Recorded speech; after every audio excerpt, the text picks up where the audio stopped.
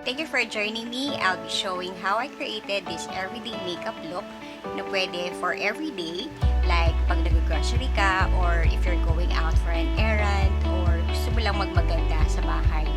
I will be putting the list of all the products that I use on the description for your reference.